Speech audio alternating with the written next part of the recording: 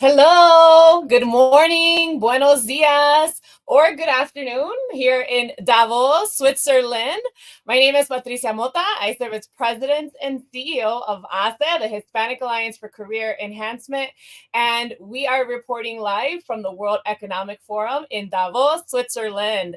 And my special guest here today is Rocío Medina van Nierop, and she is the CEO of Latinas in Tech and part of a special delegation that we are both a part of here, joining us today. Before we get started, I have to remind everyone that HACE Spring programs deadlines are happening very soon. So if you're interested in any of our professional leadership development programs, please make sure to go to the HACE website and check them out. My colleagues will drop that in the comment section so that you can get more information on that.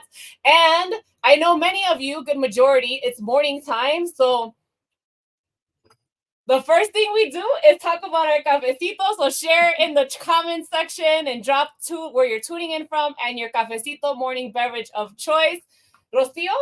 Patricia, thank you so much for having me. Let us know. What's your cafecito? How do you like it prepared? I cannot drink coffee without milk. So a latte or latte macchiato, as they call it here, but more milk than coffee and no caffeine afternoon. No. Lots of cafe. There's been a lot of cafe around here, and we've been fueling up because we've had a lot of early mornings, a lot of late evenings, and it's chilly out here, but it's so beautiful, as you can see in the background, just the mountaintops and the snow. But there's great leaders here. Having amazing conversations. And before we share what we're doing here, I want to ask Rocío, for many of you may not have heard of her. Many of you, I know we have a lot of Latinas in tech fans in the HACE comunidad. But please share with our audience joining us today your background, how you got to where you are today. Thank you. And thank you for having me. We're big fans. Latinas in Tech was born in 2014. As a grassroots movement. And in 2019 is that we became a formal organization. So we began as, I'm a Latina in tech myself. And back in the early 2000s, they would hire people like me, like Gretel, to take the tech companies outside America. Mm-hmm. So we needed to establish more like P&Ls. We were the regional managers so that we have the entities, the human resources, the payment methods. And we started getting together to exchange notes. Mm-hmm. And we started supporting each other. And we kind of were female, all of us. So we started calling each other Latinas in Tech. And then from 2, we went to 4, to 100. And today we're over 30,000 Latinas. And 30,000 Latinas in tech. That's so powerful, Rocío. Yeah. Powerful. Yeah. Because we know that Latinos overall, in terms of representation in the tech industry, is very small. Very small. Very small. I think overall, last I heard was 2% for overall. Latinas is what? No, 2% is Latinas. A Latina, so 2%, and we've got 30,000 of them. Yeah, and we need to increase that number. Definitely, which is part of the reason why we're here. 30,000 of them are part of that 2%. Yeah, not all the 2%. Yeah. But one factor that I like bringing on to get an idea of the lack of representation in the state of California, where Silicon Valley is, where Latinas in Tech started. In California, we're almost half of the population, half of the people that are living in California are of Latino origin. Yet, in a place where the tech industry is the largest in the world, we're only 2% of the employees. And even then, we're at the bottom of the organization. I cannot even tell you if there's a percentage of Latinas in the C-suite or Latinas in the senior positions because there's no disaggregated data. They only say minority people, or if they could say at least women, but Latinos, sometimes because the Latinas, it's not even reported. So we're here to change that because it's not a problem of the pipeline. It's a problem of lack of promotions and So huge opportunity. And that's partly the reason why both Rocío and I are here representing as part of a larger Hispanic delegation with the We Are All Human Foundation. So Claudia Romo Edelman and her team over there that's been really bringing us together to have a shared agenda, because it is imperative that as leaders representing very important initiatives for the Latino community that we are working together, we're collaborating, but most especially representing our comunidad, our community on a global stage, which is the World Economic Forum. The World Economic Forum, where we're talking about with CEOs of corporations, of government, and Rocío took a picture with one of the princesses. No, the Queen Maxima yesterday. Of the Netherlands. So, yeah. I mean, and we're talking to prime ministers and talking about how do we ensure that we are doing better for the world, right? And part of the way that we need to do that is by ensuring that we're meeting individuals where they are and that we're helping pull folks into opportunities so that we have a more equitable, inclusive workforce and society overall, and making sure that we're creating awareness about what Latinos are doing. So what would you share from your perspective that we're doing here and your experience so far? So as you say, I mean, it is, even Latinos don't understand the magnitude of the power that we have in the US. So we are $3.2 trillion of the North American GDP. That is not a little thing.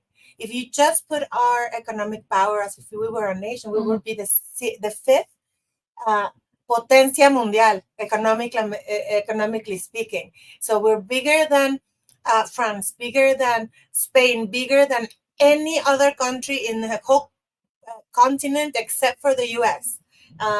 So we are powerful, and we are the youth.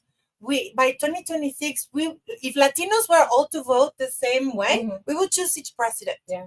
So we are not a single thing, and I think that the conversation that I see here in Davos, they are starting to forget about diversity. Diversity is no longer spoken, but this is the thing. This is no longer a diversity conversation. It's a business conversation, because if you do not take care of the Latino market, you are the one that is going to miss out. So that's why we're here in Davos, to let them know what is coming to them, and that they need to do their homework. Yeah, because being the current and the future workforce, we are also very young comunidad.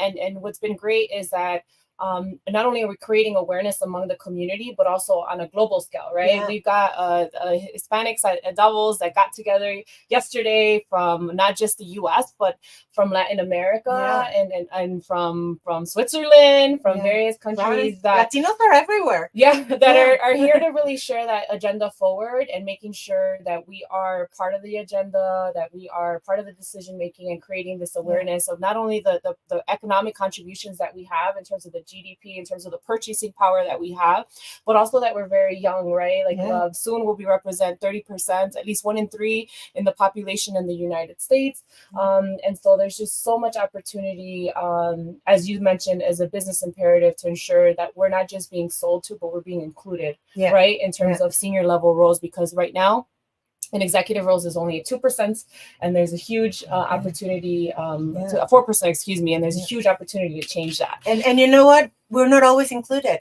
and we got to show up. And if we're not invited, we show up and we knock on doors. Or if we're not invited to the tables, we bring our table or we build our table. That's why we're here. I mean, 10 years ago, Davos was all white men in suits wearing the same ties. Today, you see women, you see. Finally, so how many Latinos were we in that? About 100. Yeah.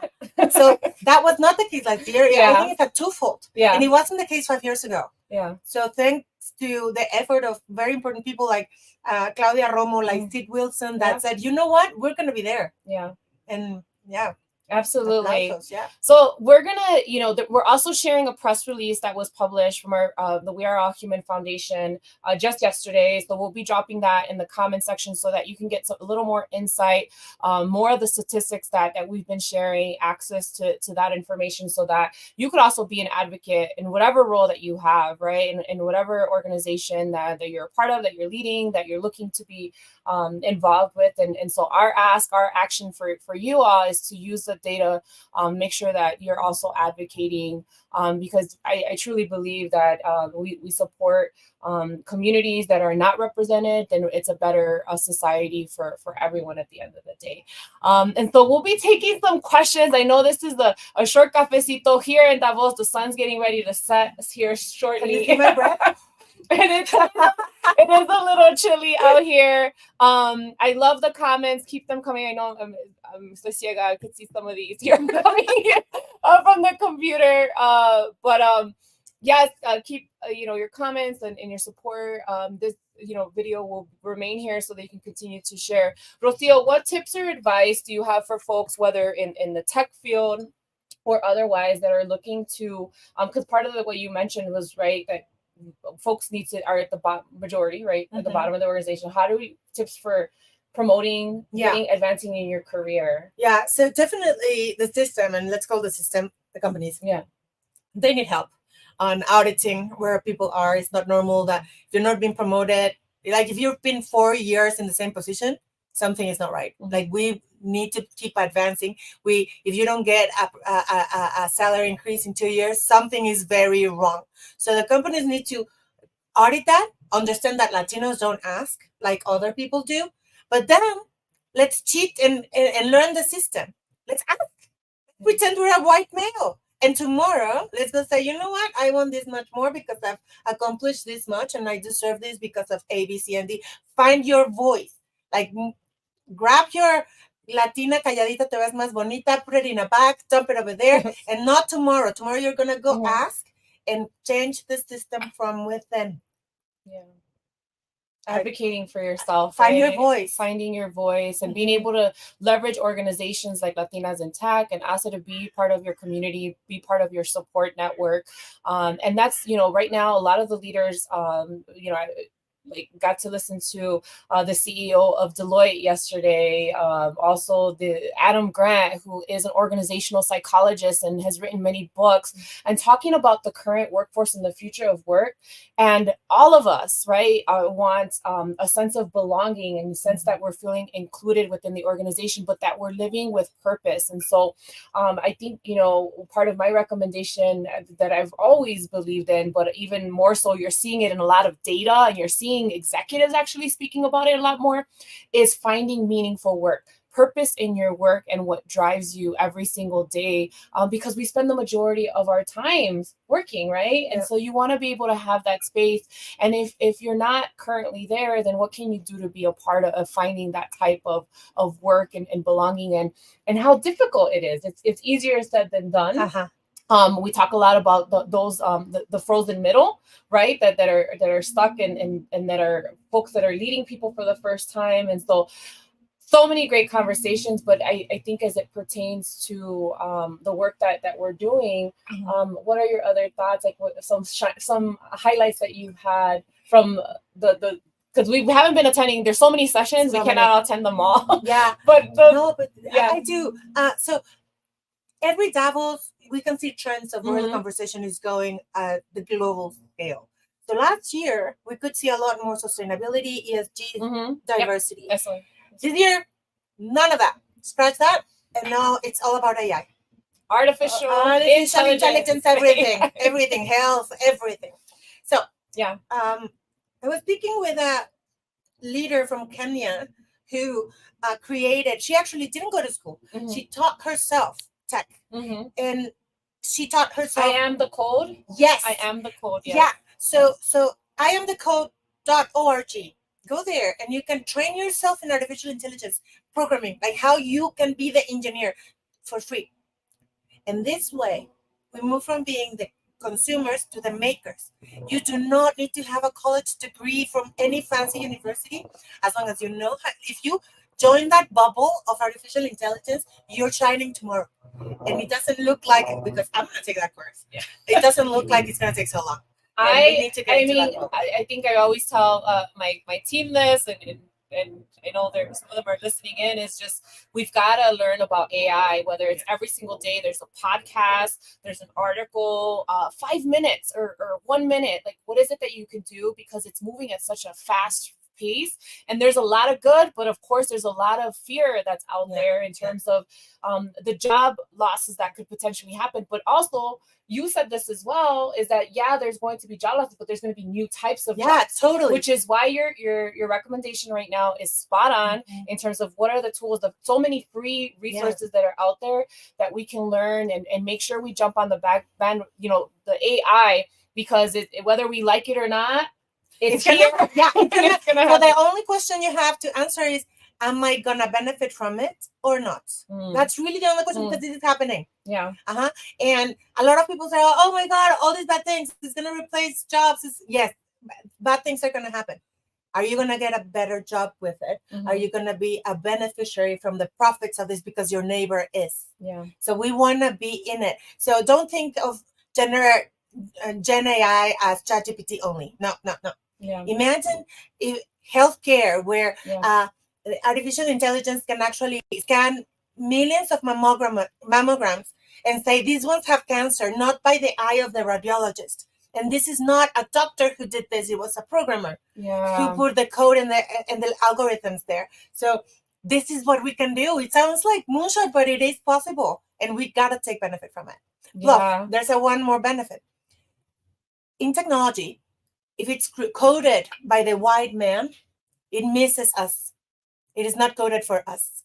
So there's a lot of research for breast cancer, for example, that is not done for Black women or for Latina women because we're not making it and we're not part of the system. So if we make it, the machine is going to work for us. So that is the double whammy in the benefit side. Another reason why it's imperative that we make sure that there's diverse backgrounds and perspectives in the tech field and AI, right? Absolutely. That can have that lens to possibly eliminate any potential bias that could happen if it is all coded.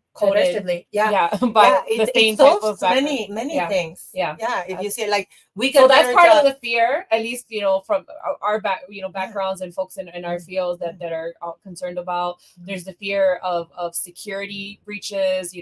I just was in a session with talking about the cybersecurity and boardrooms and what board members, governing boards want to be able to bring on, which is more folks that have knowledge of cybersecurity and, again, AI and technology. And so just a lot of just good things and conversations to be fearful. I think the other one was Edelman Trust Barometer released their 2024 report yesterday, which I know we were both a part of.